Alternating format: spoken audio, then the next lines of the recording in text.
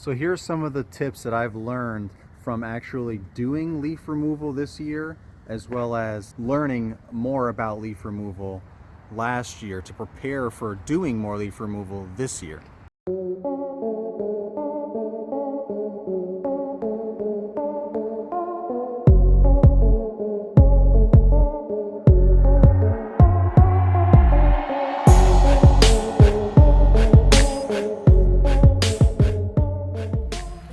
Check it out. Huge difference. First pass with high lift blades. Perfect.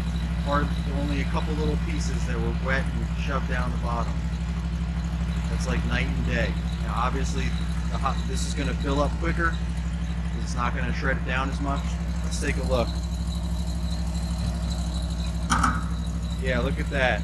The bag's almost already full. And you see it's bare, the leaves are like not even cut. They're just sucked right in. So, pros and cons. If there was a lot more leaves in a much larger area, all of this we're just gonna blow into the woods here. But if there was all of this all in the front and everything, larger property, then I'd probably mulch this up first with the walk behind with the gator blades, and then come back over this with the high lift blades in the bagger, so that there would be less going in here. But we're just a small area, and plus for demonstration purposes, I just want to do it like this and see where we're at. But you can see the difference. I mean, I don't have a before and I don't have what it looked like when I was using the gator blades, but definitely I can tell a difference, and you can see it did not look like this when you went over one pass with the gator blades. It just did not give that clean of a look. But it also shredded it down and put less in the bag. The bag was only like a quarter full, not almost full.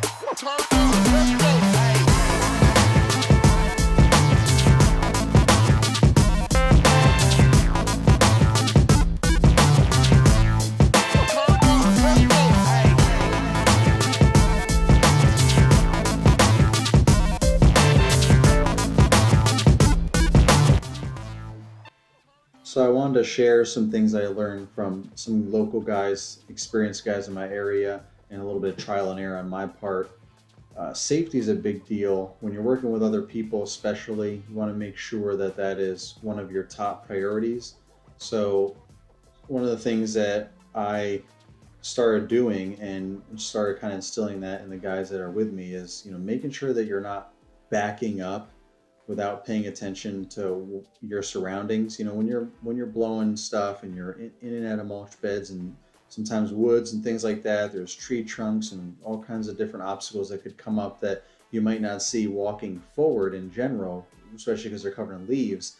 And then when you are backing up, that's even worse. And there's a lot of back and forth and a lot of backing up and kind of walking in and out of things while you're trying to get into all the cracks and crevices underneath everything and try and get all the leaves out. So that's common to be moving around like that and backing up a lot. But so you just want to make sure you're obviously looking around everywhere to make sure what's around you before you enter and exit areas. But also something that we do is we put our arms out, like kind of like we're stiff arming a tree or something. We just stick our arm out, make sure that we're not gonna just randomly bang into something, a car or a tree, another person or whatever. So that's something we do for that. Also, communication is key, even with the safety aspect. Make sure that you're communicating any obstacles or any issues that might come up, anything in the interim. I mean, the blowers are loud, so you can't really hear anything. You kind of get into a zone. Come up with a plan, walk the property and come up with a plan before you start. But even throughout, you want to communicate things. So what we do is just kind of like blow on each other's sleeves or pant leg to get their attention. And then we can kind of be like, hey, watch out for that, or make sure you get this back area, stuff like that.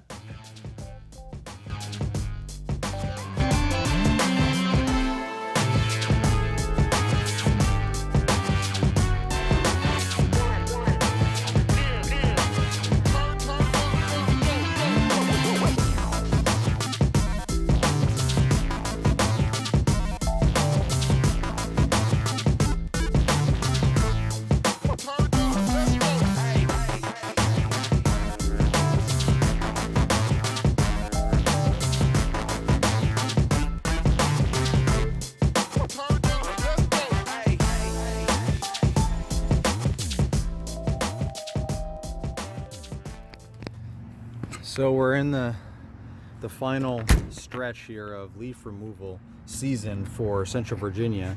It's the end of December. Leaves actually seem to have fallen a lot quicker or a lot sooner this year than they have in the past. I was talking about it with some of the local guys, and in the past, they'd still be dropping now and we'd have a lot of work in January.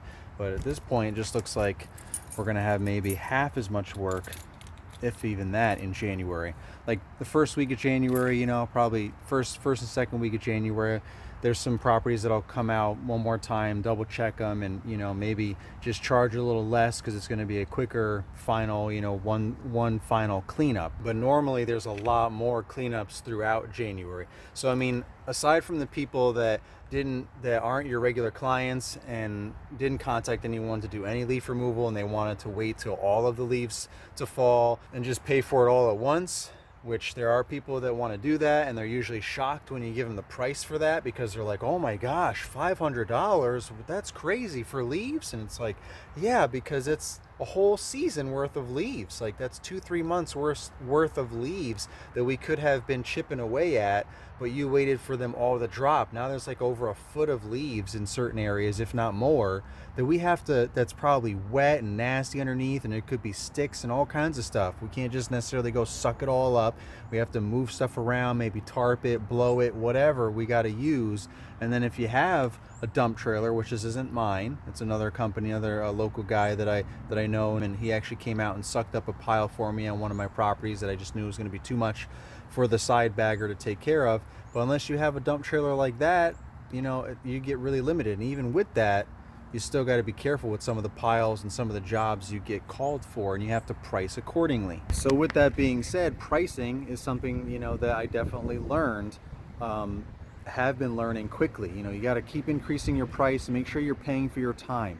Know that it's going to take you a lot longer to get the leaves done than you think. Another tip, there's always going to be more leaves than you think there are until you become super experienced. And even then, those experienced guys still always pad in extra time and extra money so that they can plan, so they can be not caught off guard, because there's always still going to be a situation, no matter how experienced you are, that you might find yourself in that you weren't prepared for. You just had no idea it was even going to be an issue. So one, you want to make sure you price accordingly, pad in a little extra for it, for yourself, round up, time also comes into play with that. Estimate more time than you think you're going to. So look at a property with whatever basic knowledge you have or experience knowledge that you have, and you look at it and you kind of play it all out in your head. What equipment do I have that I'll use for this property with myself, or how many people? What is it going to take to get this done? What's ideal, and what do I have resources available? And then how long will that take? And then how much should I charge for that? How much do I want to make an hour? How much do I need to make? And so on and so forth. Figure all that out in your head. You know, use math obviously if you need to. If you have a software system, you can plug that stuff in, whatever. But when you come up with that number, like how much time and how much money you want to charge, increase both of those things by at least 10 to 15% to help cover, you know, whatever you might not be expecting, especially when you're new like me and you're rookie for life and you're just asking questions to the local guys and, you know, looking stuff, following people on social media and researching stuff online to figure stuff out, but mainly just trial and error. That's the number one way that you're going to learn. You know, percentages 10-15%, that's just what I'm saying. You do whatever you want to do. I'm just saying whatever, however you want to. Like if you're like, all right, I think it'll be $95 for this, round up to 100, you know, for another example. I'm just saying, just always pad in a little extra, whatever that number is for you. Just always go a little bit higher, because most likely, unless you're super experienced, you're probably underbidding. Because there's always going to be more leaves than you expect, and it's going to take a lot longer than you planned. As always, thank you guys for watching. If this is your first time checking out any of my videos on my channel, thanks for checking this video out. Go ahead and like, comment your thoughts below. Make sure you subscribe if you're new, and ring the bell for notifications so you'll always be notified when I post new videos, which I'm doing every week. Don't forget to keep trying new things and be a rookie for life. Peace.